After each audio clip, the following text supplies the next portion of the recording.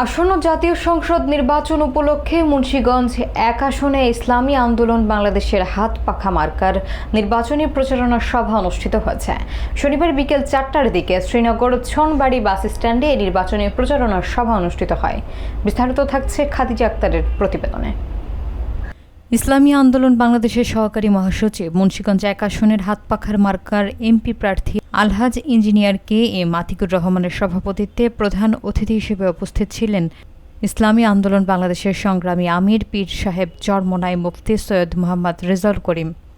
এছাড়া আরও উপস্থিত ছিলেন ইসলামী আন্দোলন বাংলাদেশের শ্রীনগর উপজেলার শাখা মাওলানা মাকসুদুর রহমান, মাওলানা শাহাদাত হোসেন সহ বিভিন্ন ইউনিয়নের নেতৃবৃন্দ। লেনিন কালমার্ক্স মাওদুদের নীতি আদর্শ অনুযায়ী রাষ্ট্র পরিচালনা করবে, কিন্তু জামাত এবং জামাতের সাথে যারা হয়েছে জামার জোট, তারা কোন নীতি আদর্শে রাষ্ট্র পরিচালনা করতে চায় এটা কিন্তু আমাদের কাছে পরিষ্কার না। কারণ তারা নাম দিয়েছে ইসলামী জামাত, কিন্তু তারা আবার বলতেছে ইসলামী নীতি আদর্শ অনুযায়ী তারা রাষ্ট্র চালাবে না।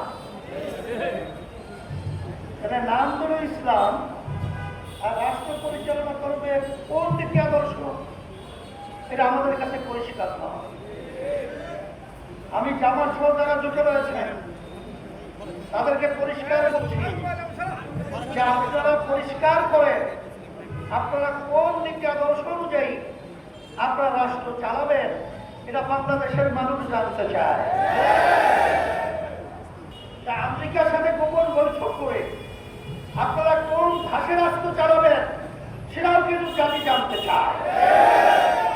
তবে আমি পরিষ্কার ভাবে বলছি যে আমাদের গ্রামে একটা কথা আছে, চাল চাল একাধিক করলে ওটাকে খেচুরি হয়।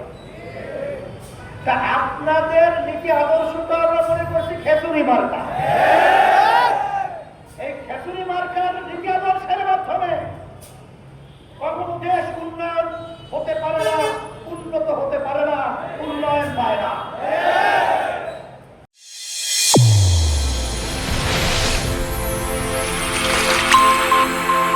চ্যানেল A1 হৃদয় রেসপন্স।